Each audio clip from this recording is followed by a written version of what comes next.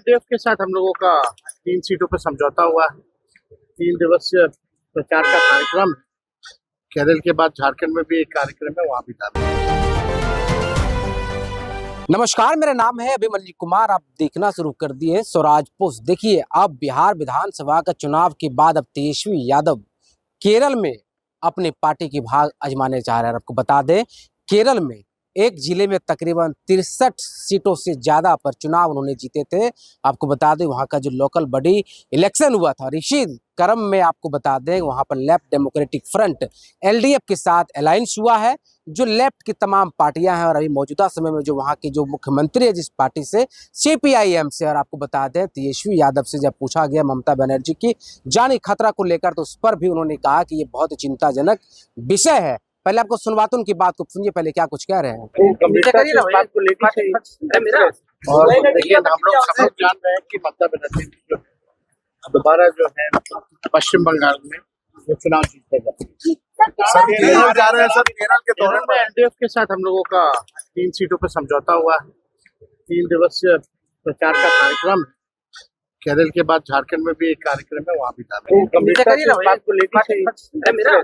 और देखिए, हम लोग सब लोग जान रहे हैं कि ममता बनर्जी जो दोबारा जो है पश्चिम बंगाल में वो चुनाव जीतेगा। सर केरल जा रहे हैं, सर केरल के दौरे में एलडीएफ के साथ हम लोगों का 3 सीटों पर समझौता हुआ है।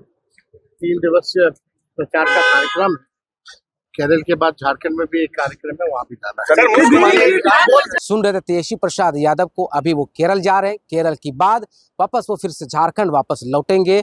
और अब हो सकता है कि अब वो बंगाल भी चुनाव प्रचार में जा सकते हैं। लेकिन आपको बता दें, केरल विधानसभा का चुनाव पहली बार राष्ट्रीय जनता दल लड़ रही है। और वहां का 1-2 जिले में जहां पर कहा जा रहा है कि आरजेडी की जो पकड़ है काफी मजबूत है, जहां पर 63 जो लोकल बॉडी इकाई है उसमें 63 सीटें पिछले बार चुनाव जीती है। अभी जो हाल में चुनाव हुए, इसी के आधार पर उनको वहां का विधानसभा में तकरीबन 3 सीट उनको दिया जा रहा है। और 3 सीट पर वहां पे चुनाव होना है। और अब देखना बड़ा ही दिलचस्प होगा कि आखिर चुनाव के बाद, बिहार विधानसभा के चुनाव के बाद केरल में आखिर राष्ट्रीय जनता दल को कितना जीत मिलता है।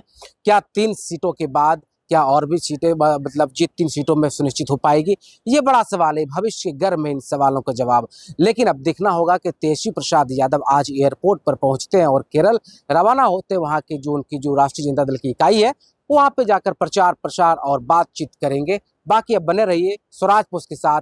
धन्यवाद।